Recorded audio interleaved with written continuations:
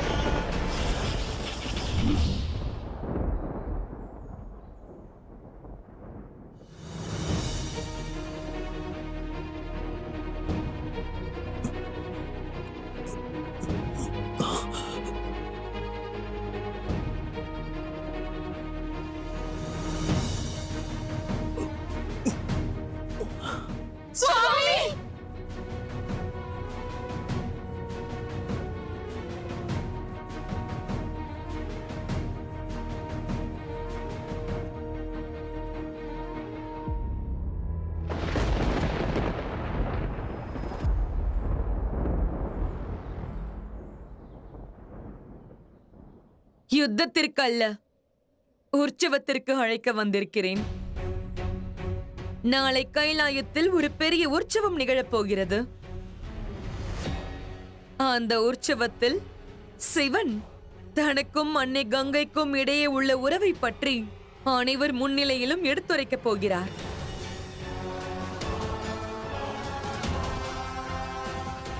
அனைவரும் நாளை மறவாமல் வாருங்கள். வருவீர்கள் அல்லவா?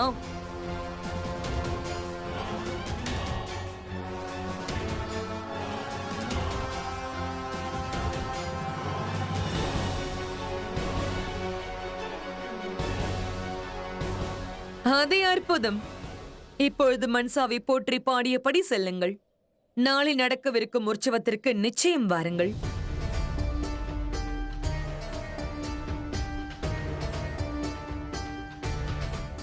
மன்சா தேவி வாழ்க! மன்சா தேவி வாழ்க! மன்சா தேவி வாழ்க! மன்சா தேவி வாழ்க! மன்சா தேவி வாழ்க! மன்சா தேவி வாழ்க! மன்சா தேவி வாழ்க! திட்டத்தையும் நானே தீட்டுவேன், அதன் போக்கையும் நானே தீர்மானிப்பேன். சிவசக்தியால் ஏதும் செய்ய இயலாது.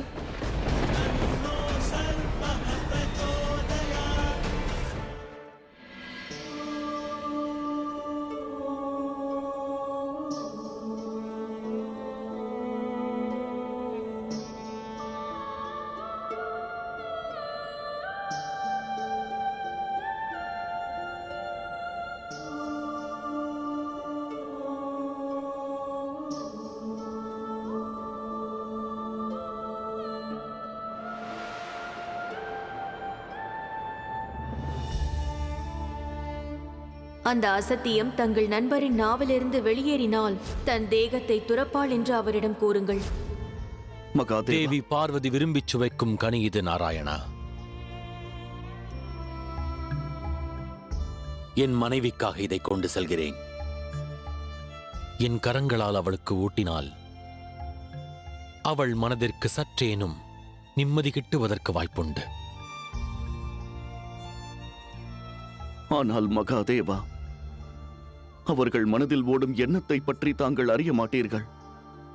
அவர்கள் இன்று என்னிடம் கூறியது, நாளை ஒருவேளை பிரபஞ்சத்தோர் முன்னிலையில் கங்கை என் மனதில் வாசம் செய்கின்றாள் என்று கூறினால் பார்வதி தன் சரீரத்தை தியாகம் செய்வார்கள். அவர்கள் மனதை நன்றாக புரிந்து கொண்டவர் தாங்கள். பிறகு எதற்காக இக்காரியத்தை செய்கிறீர்கள்?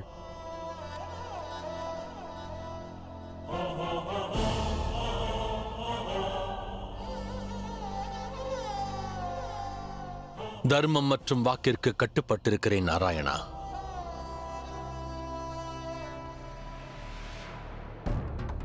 எனினும் தாங்கள் இப்பிரபஞ்சத்தோருக்கு கூறுங்கள் நாராயணா, இம்முடிவினை நான் எடுத்தது எத்தகைய சூழ்நிலையில் என்று. ஐயம் எனும் அக்னியில் சிவனின் துணைவி பார்வதி தன் சரீரத்தை அழிக்க எண்ணிய பிறகும் கூட சிவனால் ஏதும் செய்திட இயலவில்லை. மாறாக லோக நன்மைக்காக தேவர்களை காக்க சிவன் தன் காதலை ஆகுதியிட்டார் என்று கூறுங்கள். ஆனால் மகாதேவா, என்னை தாங்கள் மகாதேவர் என்றே அழைக்கின்றீர்கள் அல்லவா? தேவாதி தேவர் மகாதேவர். தேவர்களை காத்திட சிவனானவன் முடிவெடுக்க தயங்கினால் பிறகு நான் எவ்வாறு தேவாதி தேவன் மகாதேவராவேன்? தாங்கள் அறிவீர்கள் அல்லவா, இப்பிரபஞ்சத்தினில் முடிவுகள் யாவிற்கும் மதிப்பு இருக்கிறதென்று. தேவர்களை காத்திட நான் எடுத்த முடிவின் மதிப்பு என்னையே இழப்பது. இனி இம்முடிவின் விளைவு எதுவாயினும் சரி, அதை ஏற்க நான் ஆயத்தமே.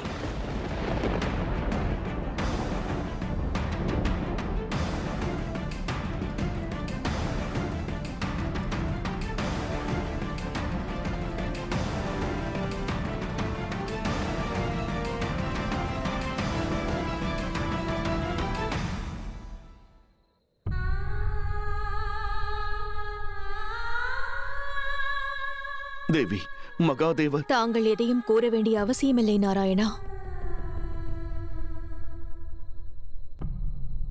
அவர் கூறியதை நான் கேட்டேன்.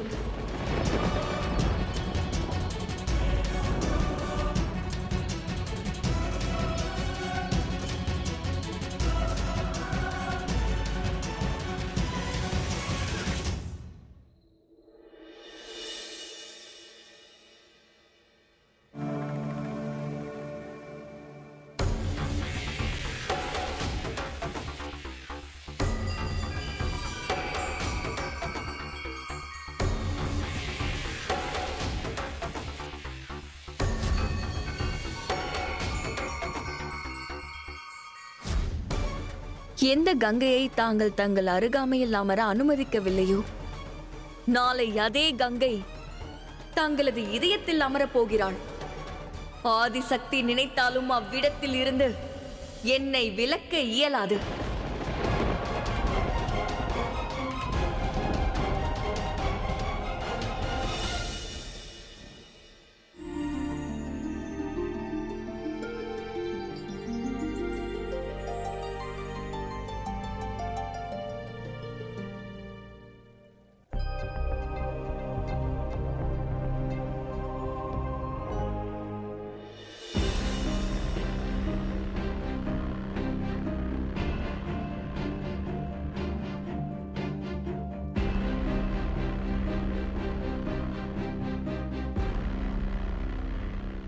என்ன இது?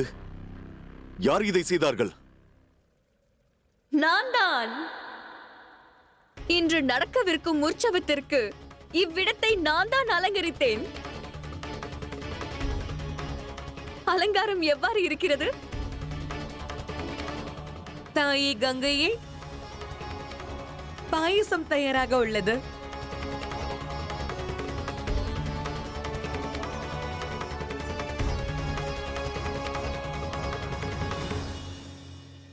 தேவி கங்கையே, உங்கள் பிடிவாதத்தால் கைலாயத்தை அழித்து விடாதீர்கள். நந்தி, ஒருவேளை உன்னை பொறுத்தவரை எனது உத்தேசம் தவறாக தென்படலாம். ஆனால் என்னை பொறுத்தவரை இது பிடிவாதம் அல்ல, என் காதலாகும். என் உரிமையை அடைவதற்கான போராட்டம். தேவி கங்கை போற்றி, தேவி கங்கை போற்றி, தேவி கங்கை போற்றி, தேவி கங்கை போற்றி, தேவி கங்கை போற்றி, தேவி கங்கை போற்றி.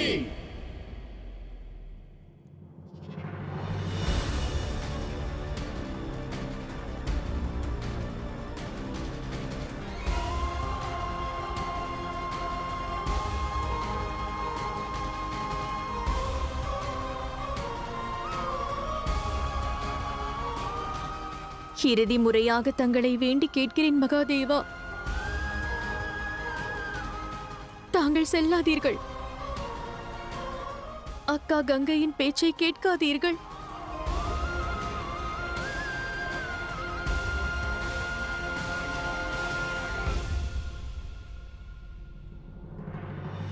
தாங்கள் தங்கள் முடிவை கூறிவிட்டீர்கள் மகாதேவா. எனது முடிவு என்னவென்பதையும் கேட்டுச் செல்லுங்கள். எக்கணம் கங்கை அக்கா தங்கள் மனதில் வசிக்கிறாள் என்று கூறுகிறீர்களோ, அக்கணமே நான் என் உடலை தீக்கு இரையாக்குவேன், தீக்கு இரையாக்குவேன், தீக்கு இரையாக்குவேன்.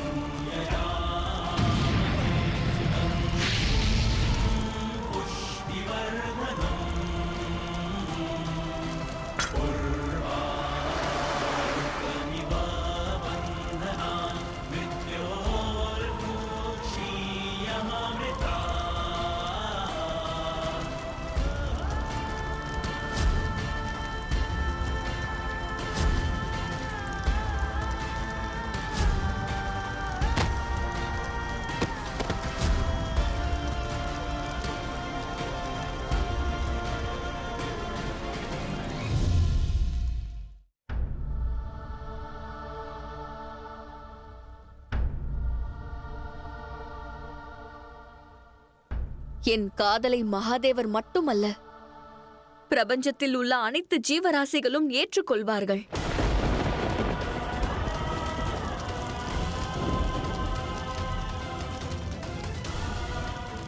இன்றைக்கு பிறகு நிரந்தரமாக மகாதேவர் மீதான எனது உரிமை ஊர்ஜிதமாகிவிடும்.